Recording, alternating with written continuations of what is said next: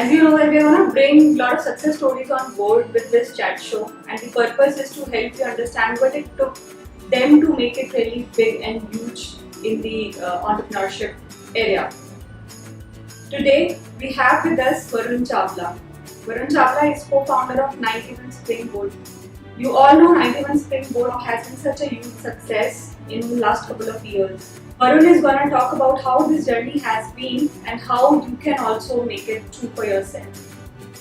Hi Varun. Hey Sarita. Welcome on the show. Thank you. Why don't you talk about what was the background and how it has been for you when you started out? Sure. So, went to school in Delhi like many others.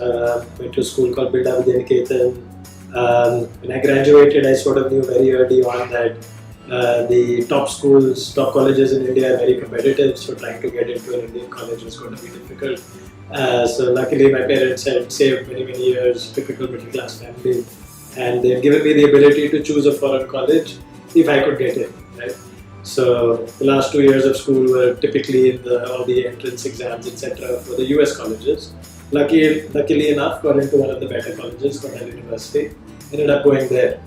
I actually went to study electrical engineering, and after a year and a half realized that I love working with computers, not building computers, which electrical engineering teaches you. So I ended up transitioning into a different course called Applied Economics and Management.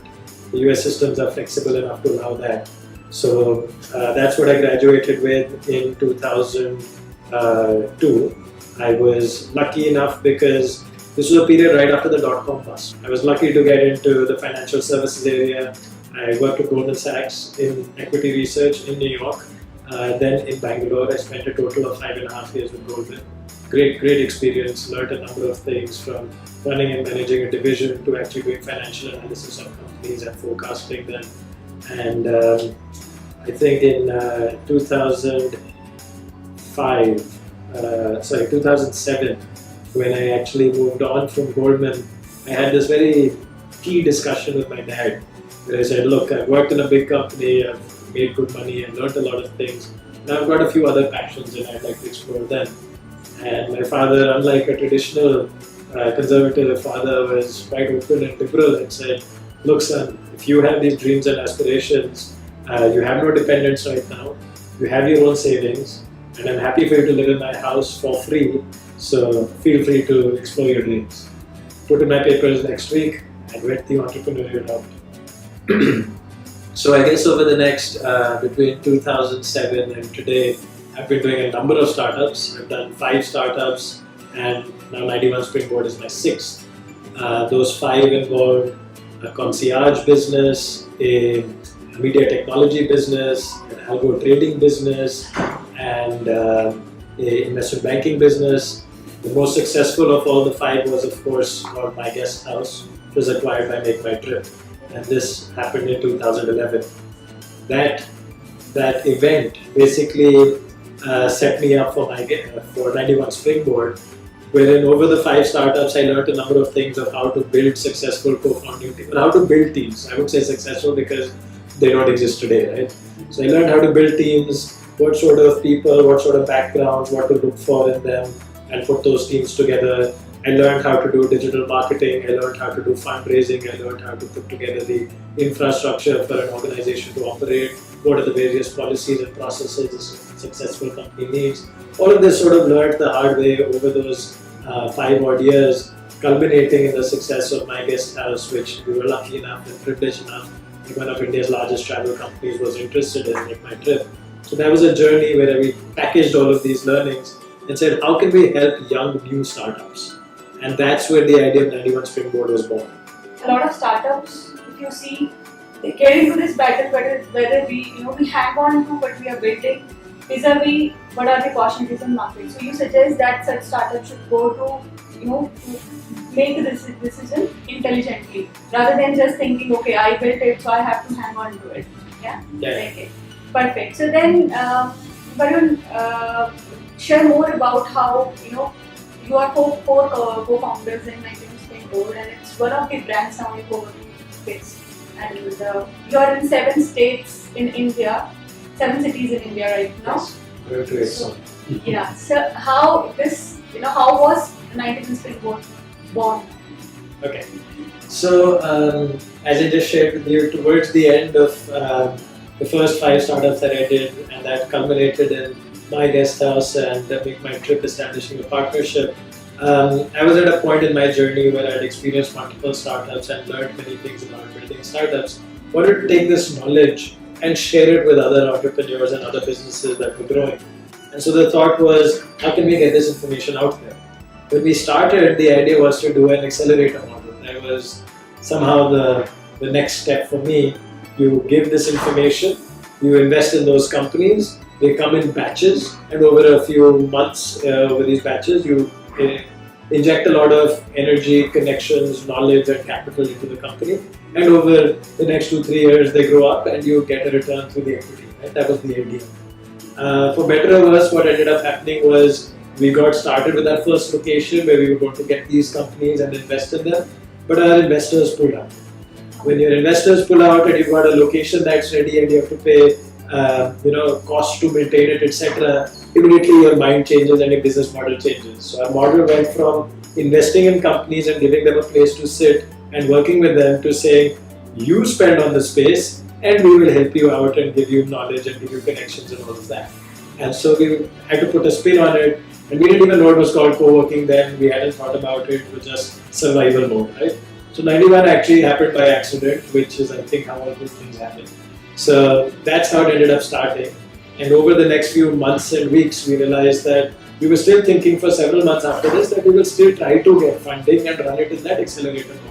But after about 12 to 15 months, we realized, no, the better model is to actually create these spaces, have people come in and pay for the space, and we will give them all the benefits they need to grow their business. Right? And to this, we thought giving them workspaces, giving them business support services, giving them access to networking and knowledge building platforms, and finally giving them access to capital are the key ingredients to allow any entrepreneur, any business to sort of grow itself.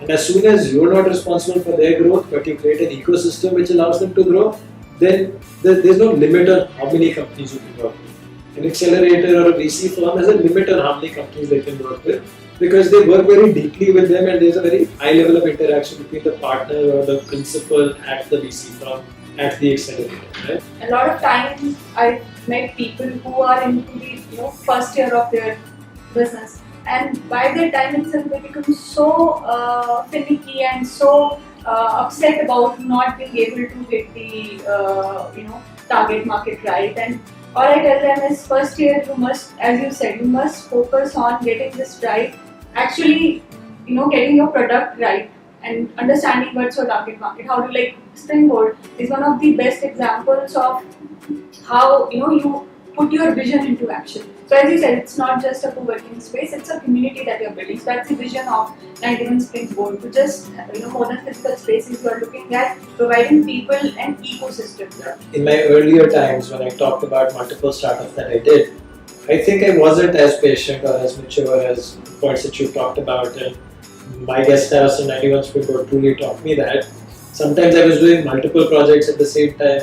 Sometimes I wasn't being patient enough to do it for a proper 2 or 3 years before I saw success. I was impatient, and I was also trying to put my hands in many jars hoping for quick success. Startups are not a shortcut. You have to be clear about what value you're trying to add, what problem you're trying to solve, and you have to prepare yourself in terms of resources, which is both the time to solve the problem and the basic cash, etc., and the networks you need to actually try to grow the solution for that problem. And it does take time, and many of us think there's a shortcut to this. There is not a shortcut. Now that you're looking at going to more cities, and 91 Springboard it's becoming a very common name for startups who are looking for spaces. My own company, one of my teams operate from one of your hubs only, and I understand how good this is. Just share. I mean, if you see that right now, this time there's a lot of support from government, and a lot of people, college graduates, are thinking to become business owners because there is a environment. And you have been ambassador for Startup Report. You would have had an exposure of the global, how it happens globally and what's happening in India right now. Since you are in India for last few years, what's your actual feel about this entire startup system? Like, the more and more people joining the group of business owners, and they are also aspiring to become entrepreneurs. Sure. So first I'll just try to contrast what I believe are the differences between the Western world and India. And when I say Western, my experience is mostly American, so I'll just sort of be able to opine on that. Now, my belief is that the Western world is more advanced for a reason that they've created more products and services that service their people, right? And what that means is many more entrepreneurial opportunities over these past, let's say, 100 years or a few hundred years, people have grabbed and people have solved for, right? So it is harder to find new problems to solve for in those markets. But when you find that, it seems like there is a more developed target market that is more capable because they're a richer community. So when you truly find a problem that you are solving, more people can spend on it and pay for it. Also, there is a better infrastructure to help you build that business, both in terms of, I would say, tech talent as well as access to capital and some of these things. So while it's harder to find a new area of innovation, I think there is better access to a market that can pay for your products, that can pay more, as well as the supporting ingredients to build your business, which includes capital, it includes other talent, etc. People that can work in your companies and all of that. So I think that is where the West, the pros and cons of the West.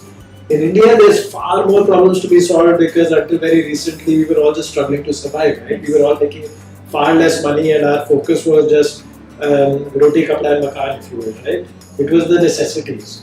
Today, we've started getting into some of those other things that as individuals are not just making a basic living but are able to afford, whether it is travel for holidays or whether it is we're willing to pay somebody to do our taxes, or whether we want to pay to access a community where we can work with other members. These are now new things we are willing to spend on. As soon as there's a willingness to spend, now the entrepreneurs are going to create those products and solutions. The easy solution has always been कि West में जो चला है, let me copy it and paste it and I'll put a little bit of Indian tadka and sort of fix it and make it work here. That's been the quick fix. But we realize the problems are deeper than that and you can't just do that. So the Indian entrepreneurs over the last few years, I think, have taken to finding products and solutions for Indians with gusto. And the government has done its part. They have come up with various schemes and the Startup India concept, which has a lot of benefits, and so have many other parts of that ecosystem to support, including 91 Springboard and many other parts, including the VC industry has grown, the angel industry has grown. So all of these pieces are now starting to come together to make it easier. So while I would say in India the problems are more, some of the infrastructure to support entrepreneurs has been lesser. Also, entrepreneurs themselves are not the kind who solved 3-4 problems in the past and had the experience. So they're also learning for the first time that I have an aspiration. How does it truly result in a solution that people want and are willing to pay for? They're also falling short sometimes and learning the hard way and failing. So I think that's part of the journey. So I think that's the pros and cons. Yeah, very well said. So if I can take something out of it for people who are watching it, you must be solving a problem to become an entrepreneur in the first place. It should not be like something is existing and I just put it in a different bottle and give it to the customers. Yes. There is a work that requires on part of a business owner which you need to do before you think of becoming a success or a viral or huge. Yeah. Few lessons that you learned in this journey specifically with the viewers which can help them. So it's like lessons when you are looking at starting a business. This is what you should do or do, you should not do. I'll pick up 2-3 critical things that I think have helped us in our journey. We're still early on in our journey. We're just 5 years in.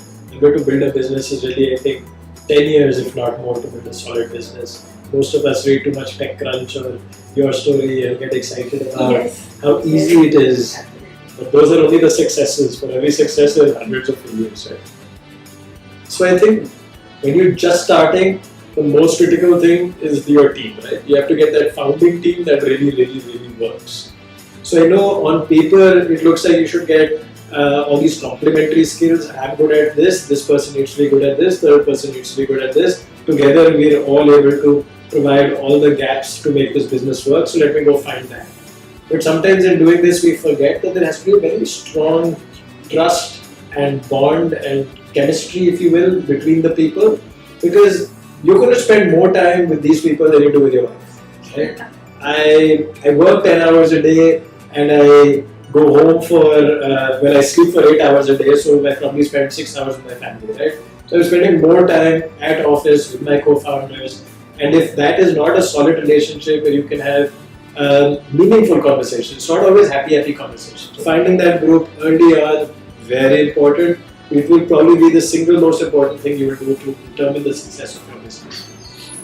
The next thing which inevitably happens is within that first couple of years, you will reach a point where you will be tight on cash. You will run out because everybody starts with enough. They think, itna chahiye hoga, itna friends, family, co-founders, apne savings. You take all of that and you have something to start.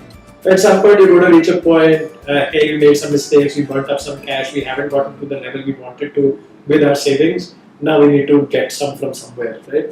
So how do you go about that fundraising process is actually something you don't start thinking about at that point, because anybody who wants to invest in you is not going to be willing to invest when you are in pressure, when you are, on basically your last legs. And your business probably doesn't have a lot to show for itself, doesn't have a lot of traction, doesn't look very pretty to any investor right now.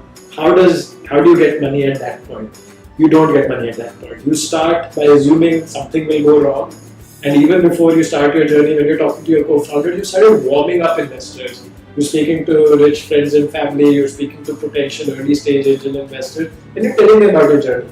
What's your plan? What's going on? You're updating them about various challenges that are happening. You're updating them on various successes that are happening. So as and when the day comes, when you truly need their help, they're not getting to know you for the first time.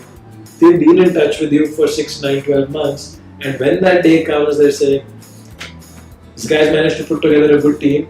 They had this first idea, but they quickly changed the idea, and I thought the process of them changing the idea was logical.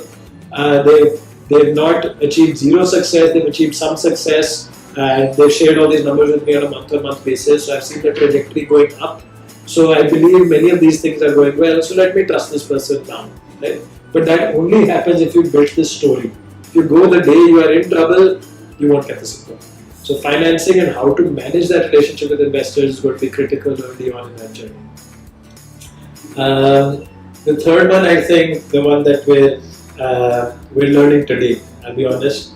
We're at a stage where we're now about 150 people in the organization, and we're going to rapidly grow to a few hundred, right? Getting on amazing talent, aligning them with your culture. So finding the people who are not only capable, have the right skills, but are aligned with the vision and the day-to-day behavior or the decision-making process that they use every day at work, that needs to be aligned also. So recruiting, culture and values, and training, all of this is about how you bring in the best talent and enable them to succeed at your organization and help them grow the organization. That's the critical part we're dealing with today. And I think it is lesser of a challenge when you're a smaller company, 10, 20, 30, 40, 50. At those points, everybody is in one area, you can all see each other, you talk to each other multiple times a day, you solve most things. But when you get to like 150, you start to not even know everybody's names because you can't. When you get to 300, you definitely cannot. So all of those challenges have to be solved by today, putting in place the right processes, systems, getting in talented people, good training so that your business can scale beyond that. And that's what we're doing today. And when we talk about strong team, it is not just about co-founders, it's about even building that relationship with clients, vendors, employees. So that faith and ability to work with different set of people who come from different backgrounds and culture is very important. Second is you should be prepared and you should build rapport with your investors and stakeholders so that when you are in trouble, you are able to easily come out of it with their support. Third is setting up a culture of learning, culture of growth, giving the vision to your own people, setting up standards and setting up processes so that when you grow, you don't feel that challenge of not being able to manage everything.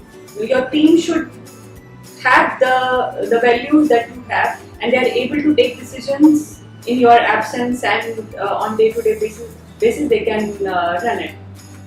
And if you're looking at growing your company, understand that you need to invest in your people. A lot of time I come across business owners who feel that people are there to serve you. If you see even Varun's example, it's like you have to serve them first, you have to invest in them first and make them believe in themselves and the entire culture and the value system, and then they'll give their best, right? So on the finishing note, Varun, one success mantra that you can share with people who are aspiring to become successful entrepreneurs. One thing that they must do. So you must always invest in your own growth. There's a fact that was recently shared with me that 40% of the jobs that are on today's job sites did not exist 10 years ago. It's telling you how fast the world is changing and how fast the skills needed of us are changing. So we must never feel like we know everything. Must be humble enough to believe that we have to grow, and then invest that time and energy in learning from other people, learning from books, learning by doing and making the mistakes and observing. I did this, it didn't have the desired result, how can I do it differently? Using these different ways to improve yourself is the only way to continue to be effective, otherwise you're going to be making money. Thank you so much, Varun. Thank you, It's been Sarita. an awesome session, and guys, if you have made anything out of it for your growth, do subscribe to our channel. Keep watching us for more. Thank you.